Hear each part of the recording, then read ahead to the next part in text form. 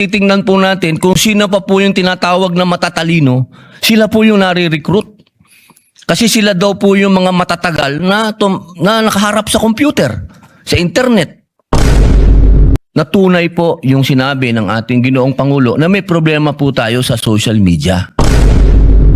Ay kagyat po natin maresolba ang suliranin natin dito sa dark, tinatawag nilang dark web. Gusto ko lamang pong sundan ang napakagandang talumpati ng ating Ginoong Pangulo ng Senado, Senator Sherwin Gatchalian, sapagkat Ginoong Pangulo, ako po mismo ay galing sa Zamboanga. Nung nangyari po ito, ako po ay nagtungo kaagad doon sapagkat napakadami pong lumabas na fake news. At bilang ako po ang itinalaga nyo na chairman ng public information at mass media, nagpunta po ako doon at nakipag-coordinate po ako sa paaralan at sa pulisya para po kaagad na maresolba kung ano yung mga fake news na lumalabas. Kasi marami po yan. May sinasabing 4 ang napatay, 9 ang nasaktan. Wala pong katotohanan yun. Ang totoo po ay 2 po ang namatay na atin pong mga kabataan at 1 pong babae ang nasugatan. Ang malungkot po dyan, Ginoong Pangulo, at nais ko pong iparating sa ating mga kasama, na tunay po yung sinabi ng ating Ginoong Pangulo na may problema po tayo sa social media. Sapagkat yung pagkakagawa po noong bata ng kanyang video, naka-live po siya, Ginoong Pangulo. Ito po yung parang ginawa niyang game.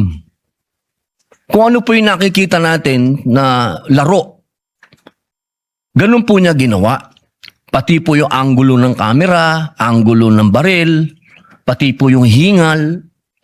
At hindi po rin kaila na doon po sa Tacloban, yung naganap po sa Tacloban, nabanggit na rin po yung true crime community. Ito po yung samahan sa dark web, sa internet, na nag-glorify po ng mga ganitong klaseng pangyayari.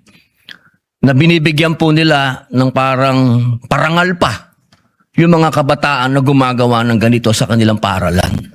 Kaya po ang hiling ko sa ating mga kasama na kaagyat po nating maresolba kung ano, lidak po ito eh.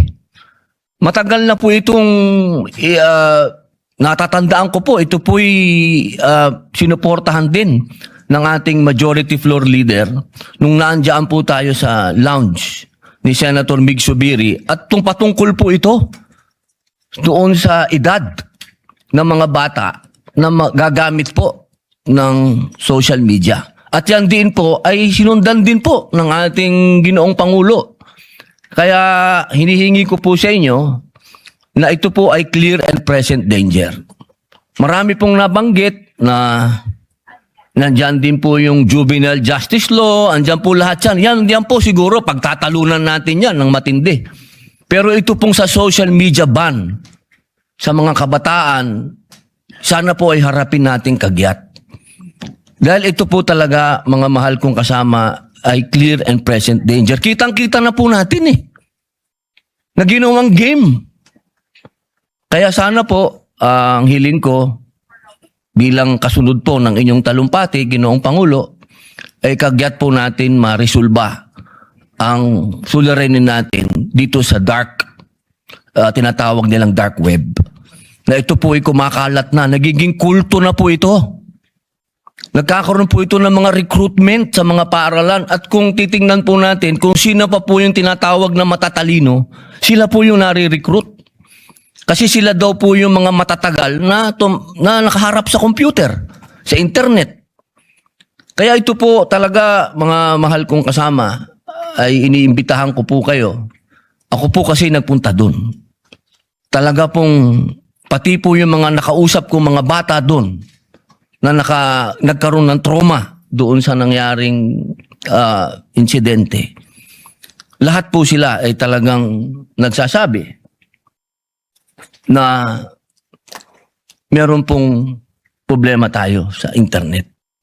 diyan po sa social media. Kaya po next week, Ginoong Pangulo, bali po sa ating usapan, i-sponsoran ko na po yon. Dahil meron na po akong mga membro ng komite, hayaan niyo po ako ma-sponsoran po ang bill na ito next week. Yun lamang po, Ginoong Pangulo, maraming salamat.